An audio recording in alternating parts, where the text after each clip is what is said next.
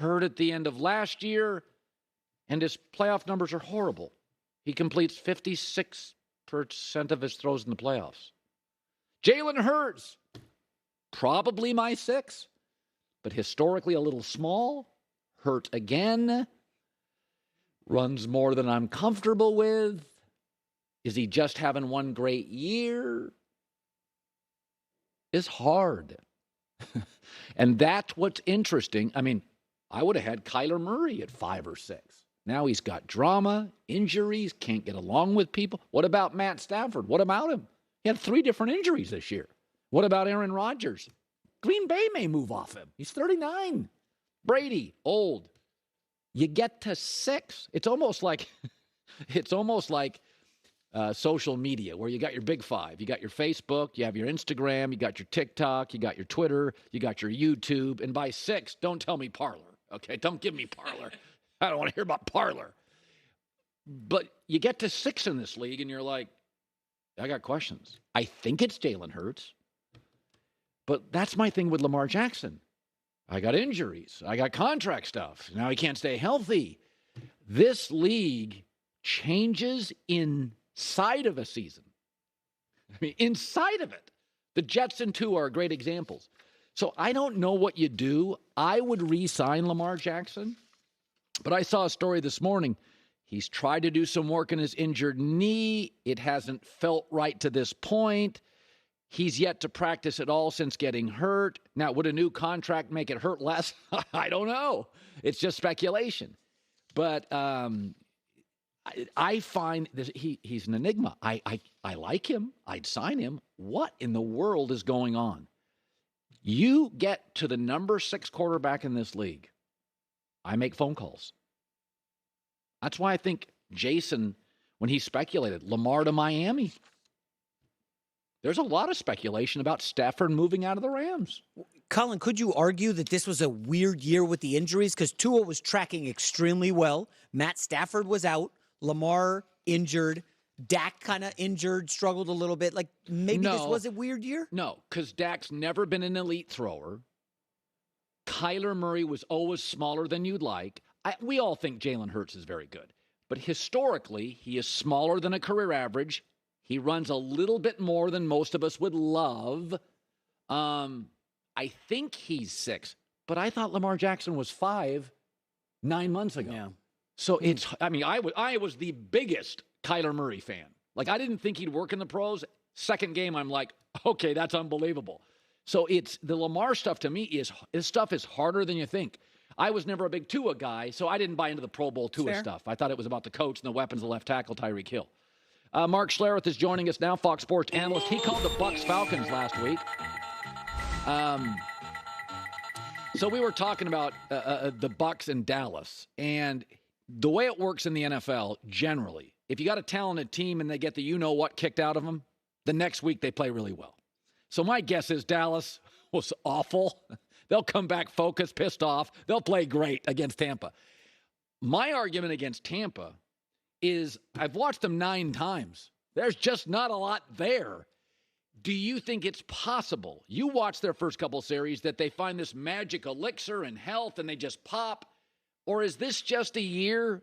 Is this the chemistry, the coaching, the O-line? What did you make of what you saw? You've seen them a couple times. Yeah, I think the interesting thing for me, Colin, is I think I saw in the fourth quarter against Carolina the Tampa Bay Buccaneers we've been waiting for all season. Dynamic over the top to Mike Evans, Chris Godwin moving the chains on third down, Tom Brady accurate, throwing the deep ball. It really just felt like it clicked. Now, there's been a lot of issues from Tom Brady and all the personal issues early in the season. An offensive line that was completely restructured. You lost Aaron Stenny, who was going to be a starting guard for you. You lost Ryan Jensen, who was your starting center and really the tone setter of that whole offense, because that dude will play dirty. He'll play beyond the whistle. And he set the tone, toughness tone for that offense. So a lot of things that they had to overcome. And I understand that part. And they struggled all season long. But just talking to Tom Brady about, hey, the receivers are healthy. This is the first time they've been healthy all year. We're starting to click. I think the big thing for me, Colin, and this will be interesting. The big thing for me, because offensively, they struggle with this new offensive line. By the way, Byron Leftwich says, hey, you know what? Everybody makes a big deal out of that we don't run the ball. We're 32nd rushing. It's not like we dropped from 8 to 32nd. We were 26 last year. We don't run the ball. We've never run the ball. So don't make a big deal of the fact that we don't run the ball. We never have. We don't care about it. Okay, so put that aside for a second.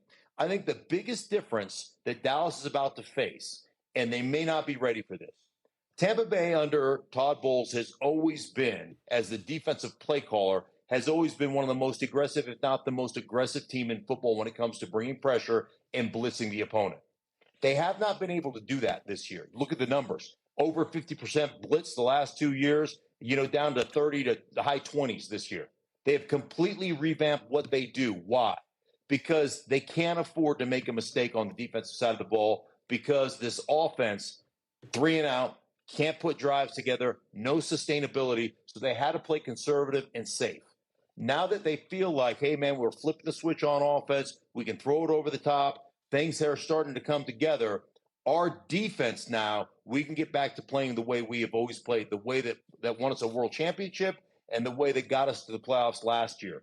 Like, this is going to be a different defense on Sunday, or is it Saturday, whatever the game is, for the Dallas Cowboys. The Harbaugh situation with Denver is fascinating. So J-Mac and I are believers is that the coach and the O-line were about 70% of the issues. Russell was 30. So Harbaugh, to me, works because his whole career, Stanford, Niners, Michigan, he rebuilt offensive lines, created bully ball. And I do believe the way out of this mess for Denver to beat Mahomes and Herbert is keep them on the sidelines. It's bully ball. Javonte Williams, O-line, time of possession. That's literally what Harbaugh does. So I think he absolutely fits.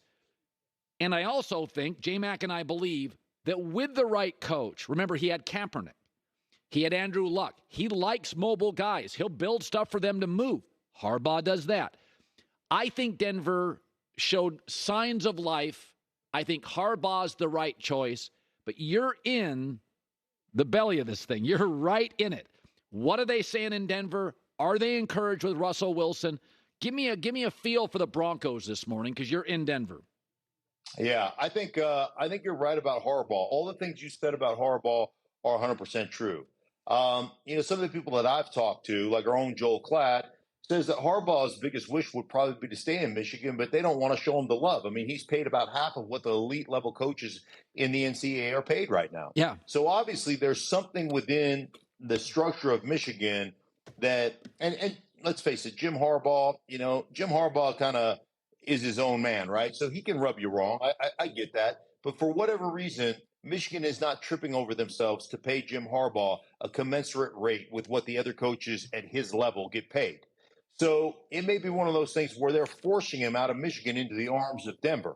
All those things you said about Denver are true. I think the last 2 weeks showed you with an adult coaching this football team in Jerry Rossberg and basically limiting Russell Wilson, essentially saying, hey, we're going to get you out of the pocket. We're going to design some runs for you. We're going to make you play that RPO game.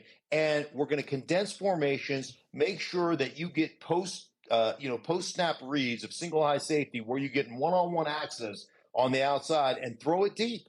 And they did that to perfection. Yep. And all of a sudden, we saw a deep ball. Russell Wilson's been known as the best deep ball thrower in football for the last decade. He couldn't throw it deep at all this year. Yeah. Why?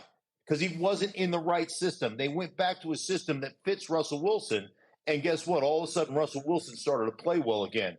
So I think he's fixable. I think he's got to be in the right structure.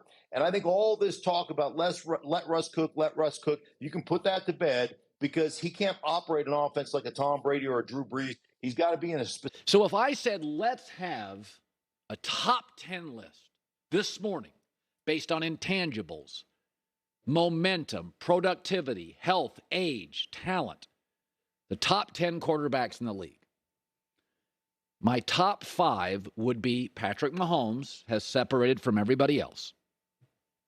I would put Joe Burrow to me because of his accuracy, his situational greatness, no turnovers. Josh Allen's third.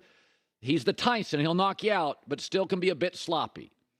Number 4, Justin Herbert has to put up some playoff wins, but 6'5.5", 240. He set every record for a player in his first 3 years, even beat Mahomes.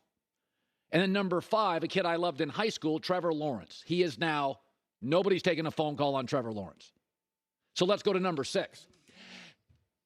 Oh, I don't know. Number 6. Lamar Jackson. Contract issue.